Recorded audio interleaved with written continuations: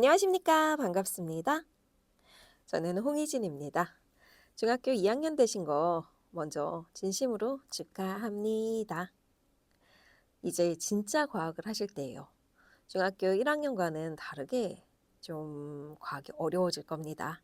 저랑 끝까지 열심히 함께 해 보세요. 그럼 분명히 좋은 성적 얻으실 수 있을 겁니다.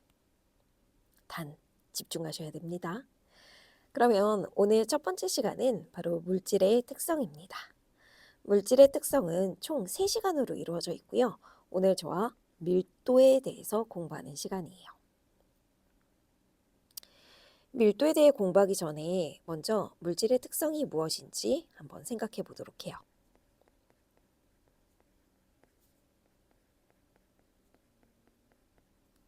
물질이 가진 고유한 성질이에요. 그러니까 다른 물질과 다른 나의 정말 고유한 이런 값, 고유한 특징, 고유한 이런 성질, 이런 걸 물질의 특성이라고 하는데 여러분 이렇게 생각하시면 편해요. 양이 변해도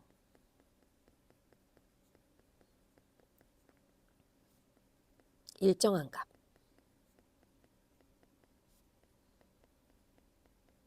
이게 바로 물질의 특성입니다. 자, 그러면 제가 물을 준비했습니다. 여기에 물컵 2개를 준비하고요. 동일한 물컵이고 한쪽에는 물을 조금 그리고 다른 한쪽에는 물을 가득. 이쪽을 A, 이쪽을 B라고 놓을게요. 자, 이제 몇 가지를 비교 한번 해보도록 할 텐데요. 제일 첫 번째 뭐냐면은 질량을 한번 생각해 보도록 하겠습니다. 질량을 생각해 보면은 지금 봤을 때 A가 당연히 질량이 그치? 작겠지. B가 더 크고 부피 어때요? A가 B, A랑 B를 비교하면 B가 부피가 더 크겠죠. 자, 여러분들 이거는 물질의 특성이 아닙니다. 양이 변해도 변하면 안 돼요. 자, 그럼 그런 게 과연 있나요? 네, 있어요. 보세요. 여러분, 자, 봐봐. 내가 이렇게 했어. 그러면 부피분의 질량이거든. 이거 뭐라 그래? 부피분의 질량? 밀도입니다. 밀도는요, 온도가 같다면 양쪽에 A와 B는 동일할 수밖에 없어요. 물이라면은 어떤 특정한 온도에서 특정한 밀도를 가지게 되거든요. 그럼 이거는 물질의 특성이 될 수 있죠. 자, 그 다음에 여러분 너무나 잘 아는 거 있어요. 녹는 점. 그 녹는 점이랑 똑같은 게 뭐냐면은 어는 점이거든. 알지? 그치? 물의 어는 점 몇 도야? 알잖아. 0도. 그치? 양이 조금이든 많든 물의 어는 점, 녹는 점은 0도로 동일합니다. 끓는 점도 역시 여러분 너무나 잘 알죠? 끓는 점 몇 도야? 100도야, 섭씨. 그래서 A와 B가 동일할 거야. 이렇게. 그럼 이제 봐봐. 여기에서 지금 봤을 때 이렇게 변화하는 것들이 있고 변화하는 것들이 있어. 자, 그리고 변하지 않는 것들이 있습니다. 뭐가 물질의 특성이 되겠니? 그렇지. 변하지 않는 것들. 얘네가 바로 물질의 특성에 해당하게 되는 거죠.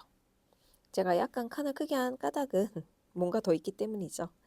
밀도, 녹는 점, 끓는 점뿐만 아니라 뭐 간단하게 색깔,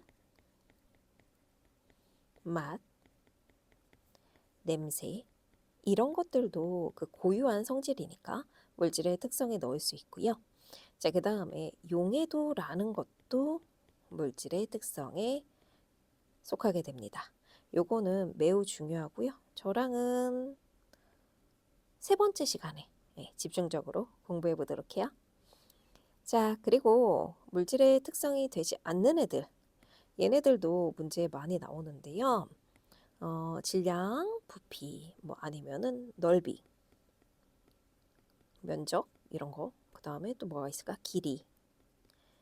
그 다음에 온도. 온도는 변화해서 각각의 온도를 측정해 보면은 달라질 수 있죠. 그렇죠? 이런 것들은 모두 다 물질의 특성이 되지 않습니다. 잘 정리해 두셔야 되겠죠? 자, 그러면 다음으로 넘어갈게요. 오늘의 주인공은 바로 밀도입니다. 자, 밀도. 밀도는 물질의 특성이 되기 때문에 이 물질을 구분할 수 있는 굉장히 중요한 정보가 되는 거지. 맞아. 자, 물질을 구분할 수 있습니다. 밀도로 물질을 구분할 수 있다. 갈게요. 그러면 이제 두 번째 내용. 밀도입니다. 밀도는 이게 가장 중요하죠. 공식이죠, 공식. 모분의 모. 부피분의 질량. 그래서 단위가 어떻게 되냐면요. 앞쪽이 바로 질량의 단위, 뒤쪽이 부피의 단위. 이렇게 이루어져 있어요. 다양하게 만나실 수 있는데요. 모두 다 앞에는 질량의 단위, 그리고 뒤에는 바로 부피의 단위. 이렇게 이루어져 있죠. 그러면 이 밀도 파트에서 뭐가 자주 나오냐? 그래프가 자주 나오거든요. 저랑 그래프 한번 그려볼게요. X축이 뭐냐면 부피고요. 자, 그리고 Y축이 질량입니다. A와 B가 이렇게 있어요. 그럼 여러분들은 보자마자 누가 밀도가 큰지 바로 이야기하실 수 있습니다. 눈금도 없어요. 숫자도 없는데 알 수 있어요.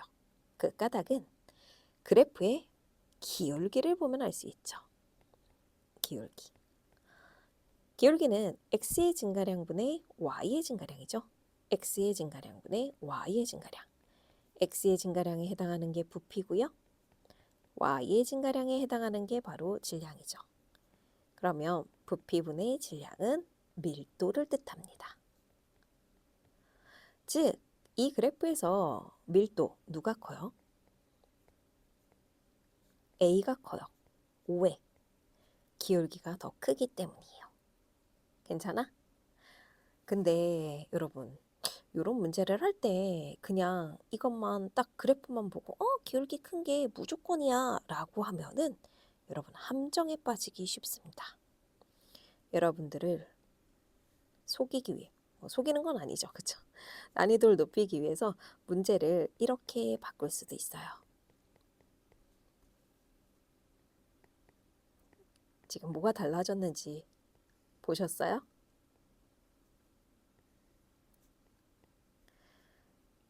자, 이번에도 한번 해볼게요. 기울기가 의미하는 게 뭔지 보겠습니다.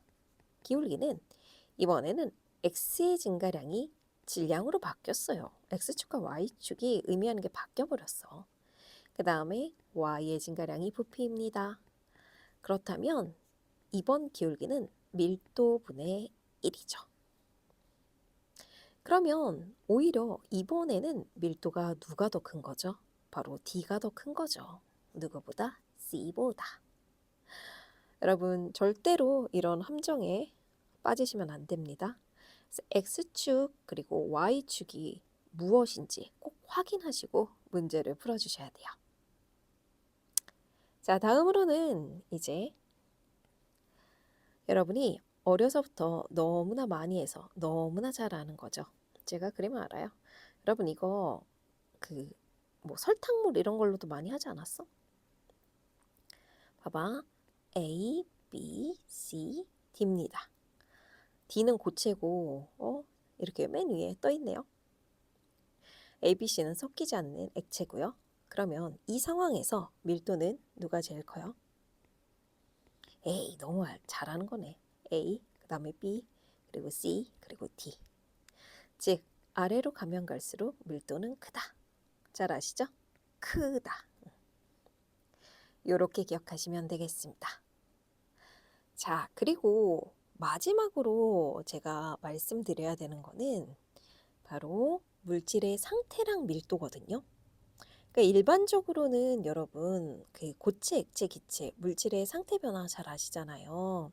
그러면 고체가 되면은 애가 작아지고 액체가 되면 좀 커지고 기체가 되면 많이 커지고 이게 일반적인 거죠.